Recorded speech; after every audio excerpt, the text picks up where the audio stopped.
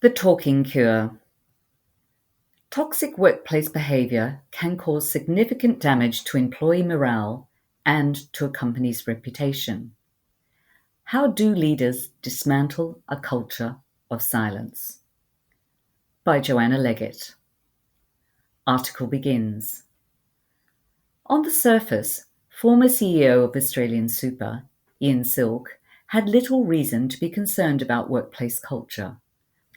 After all, the industry super fund, underpinned by a members first business model and a clearly enunciated value framework, has consistently received positive staff feedback on its annual in-house surveys.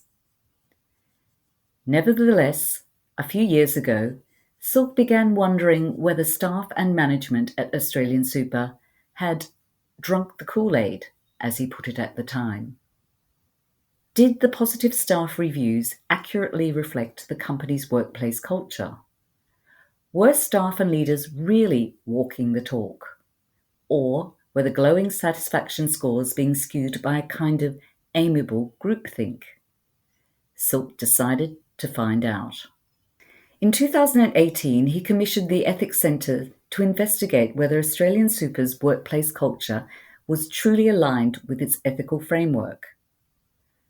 The fund passed with flying colours, but the process was more than just a pat-on-the-back exercise.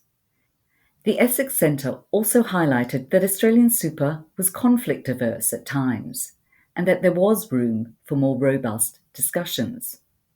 According to Michelle Glover, Australian Super Group Executive, People and Culture, the fund has since developed a culture and conduct framework which offers guidelines for staff when making ethical decisions, as well as avenues for speaking up and respectfully challenging something that doesn't feel right. Glover says, "We considered what ethical decision-making meant to the fund, what simple questions we need to ask ourselves every time we make a decision.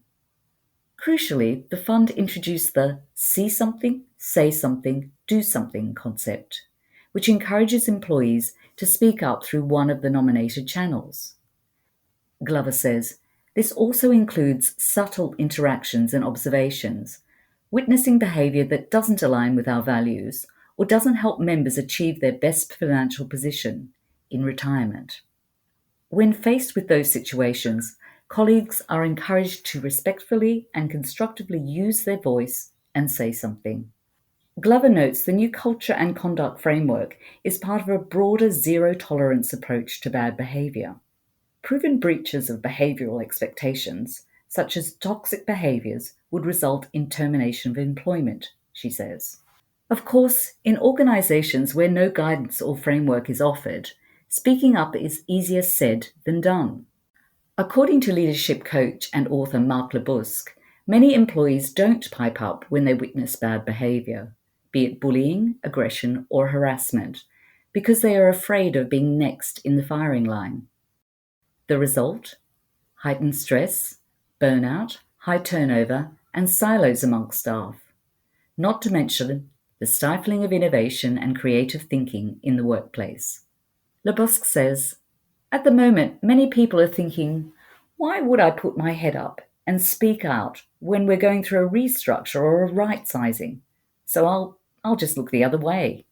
As he points out, humans are hardwired to fit in with others for survival, and this desire is particularly acute during these uncertain economic times. Lebusque says, "A big part of it at the moment is the question of, how do I survive and keep my job?" To combat this tendency to conformity, leaders must model what they expect from others and shine a light on toxic behaviour. "We've actually got to call it out in the moment," Lebusque says. "If someone says something offensive, draw attention to it and ask whether it's aligned to the values of the organisation. Not to make anyone feel bad, but to help people understand that is not how we behave." Lebusque notes that by doing this, leaders allow employees to witness the impact of their behaviour on others. It also gives managers the chance to sit down with staff and define workplace standards beyond the usual mission statements. It could be as simple as saying, "Our purpose is to say what needs to be said, with good intention, to make progress and to serve the organisation," he says. Most importantly of all, it's time to start using the F word in the workplace.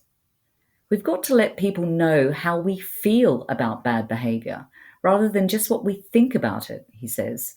God forbid we actually brought feelings into the workplace. An international report by consultancy group Accenture, Getting to Equal 2020, The Hidden Value of Culture Makers, has found that while leaders think culture is important, the message is getting lost in translation. 2/3 of leaders, or 68%, say that they create empowering environments where people have a sense of belonging.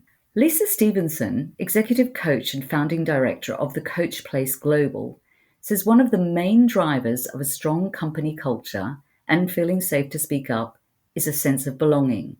She says, when people feel deeply connected and that they're part of something that's bigger than them, toxic and poor behavior diminishes significantly.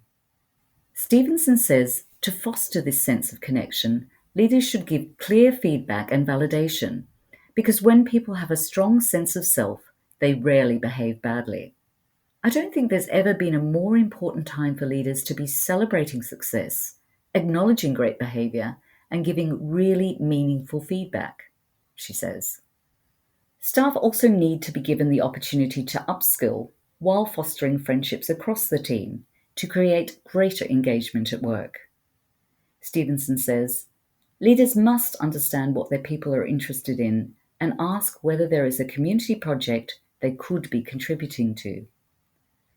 When people can speak their truth and tell their story, there is a greater sense of belonging. The COVID-19 pandemic has added another layer of complexity to our work environment, making it more challenging for leaders to create a psychologically safe space for a remote workforce.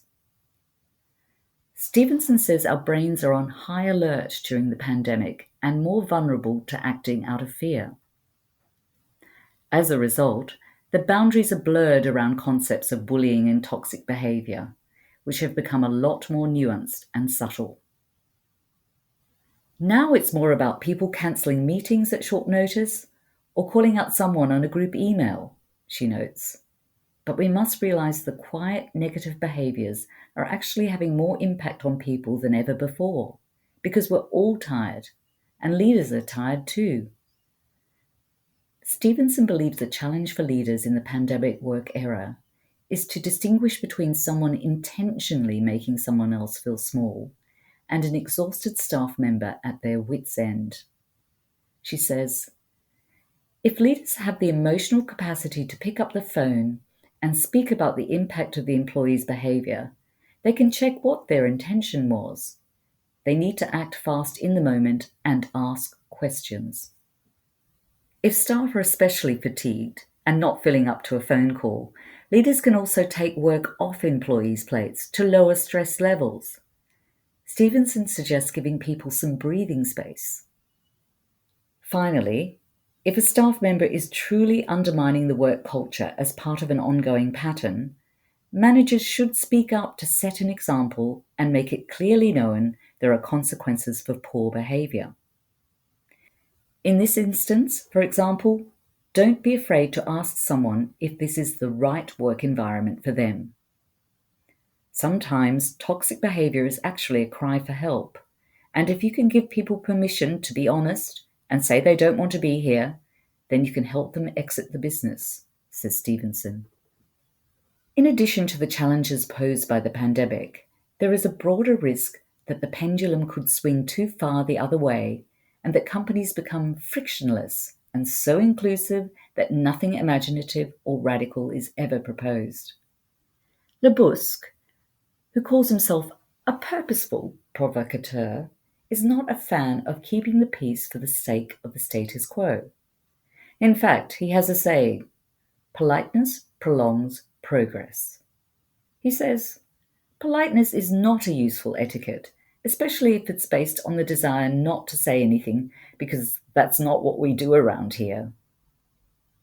Lebusque believes the difference between a healthy, vigorous discussion and toxic dialogue comes down to intention. Are you bringing something up because you're curious, Are you being aggressive and trying to say the idea is stupid? He says. It's all about how you deliver the message. Stevenson couldn't agree more. We're all not meant to like each other all the time, she says. Part of high-performance teams is disagreement and robustness. But I think because our resilience is a bit low at the moment, we think that if someone doesn't like our idea, we think it's awful, when instead it could be a valid challenge.